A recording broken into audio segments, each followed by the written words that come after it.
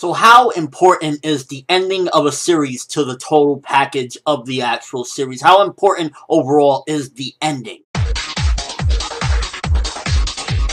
Now, a lot of the times people will see a series through to the end and they will say maybe, the ending wasn't all that good or the ending was really bad, and they'll deem the series immediately absolute trash because of that ending. And I gotta say that while an ending of a series can definitely be detrimental to the overall, like the finale, just how the impact of it, where everything was going towards and how pretty much the outcome of all the progression, I definitely would say that it doesn't deem the entire series completely shit simply because the ending was bad. Let's take the series Katekyo Hitman Reborn, for example.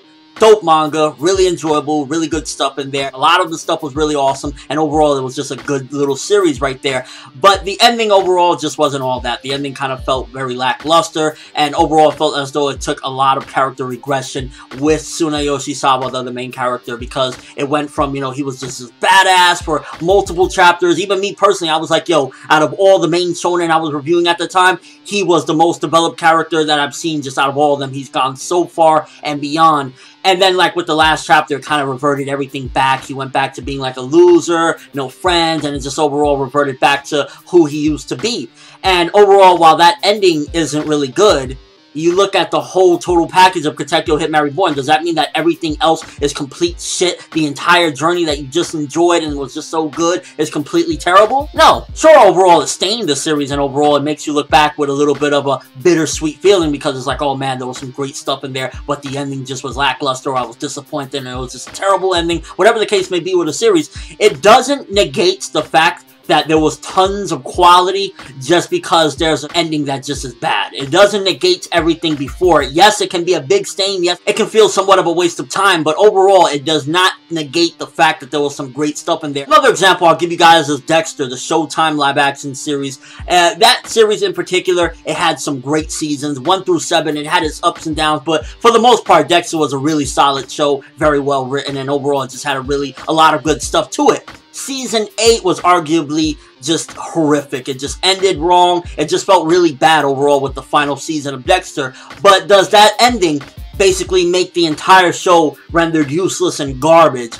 No, I wouldn't say that. I would say that definitely it makes you look back in retrospect and say, well, damn, I was going through this journey, and ultimately the journey, the goal, just wasn't what I was hoping for. But you always got to look back at that message that it just is so prevalent to the situation that it's not the goal that is important, it's the journey to the goal that is the important part, because throughout the entire thing, that's where you're getting your enjoyment, that's where you're getting the quality writing, that's where you're getting everything. And yeah, the ending may be disappointing, the ending may be horrible, it could be the worst ending you've ever seen in your life, but that doesn't mean that everything else is terrible. It doesn't take away from all these hours, constant hours of enjoyment and quality that you had prior to it. What if next week Oda decided, you know what, I'm ending One Piece in 2 weeks, and the very last chapter of One Piece is just Luffy telling a fart joke? Would that make you look at One Piece as like, oh my god, this is the worst series in the history because of the ending? It'll make you say, yo, fuck that ending. That ending is a stupid ass ending. Fuck this shit the way it ended. But that won't take away from all the amazing moments of going with the crew and all the great stuff that happened, from the Thriller Bark arcs to the Water 7 to the Enies Lobby to Marine Ford, the time skip, everything that's happened thus far.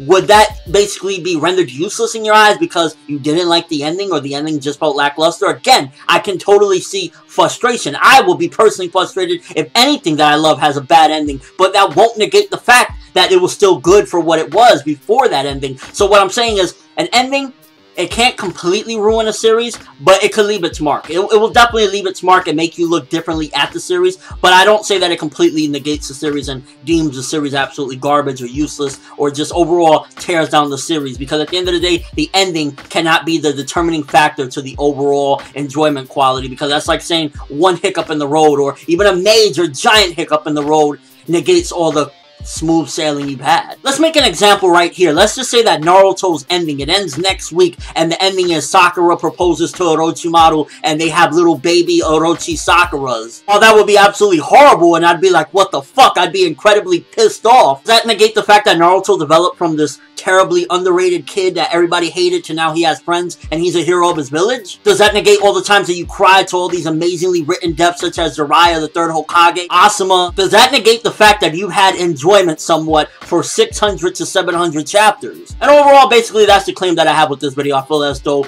the ending, it could be a very big and impactful thing to the series, but it doesn't completely go through and just immediately deteriorate everything that was built prior to it. It can be, you know, again, it could be a death blow. It could be like, oh man, fuck this series. But it doesn't still negate everything else. That's what I'm trying to say with this video. What do you guys think, though? A series that you watch, maybe something you've seen beforehand or something you're watching now, if it ends badly, will you feel as though the series is a piece of shit just because of the ending? Or will you feel as though, yeah, I'm disappointed with the ending, but everything prior to that was good? Like, that's how I would personally feel with a lot of series like Dexter. I look at a series like Dexter, I'm like, yo, I spent 7 seasons loving the shit out of the series. The 8th season, I hated. Does that make me completely look at Dexter like shit? No. Hey, Mary Bourne. 408 chapters, I really enjoyed it. It had a lot of great moments. It had its downs, it had its ups. Because chapter 409 felt like it was a lot of character regression and a lot of BS. Does that make me look at Katekyo Hit Mary Bourne as a piece of shit? No. But that's all I have for this discussion. Thanks for watching. Hope you enjoyed. Thumbs up for the actual good endings, because a lot of times we can have a bad ending. I mean,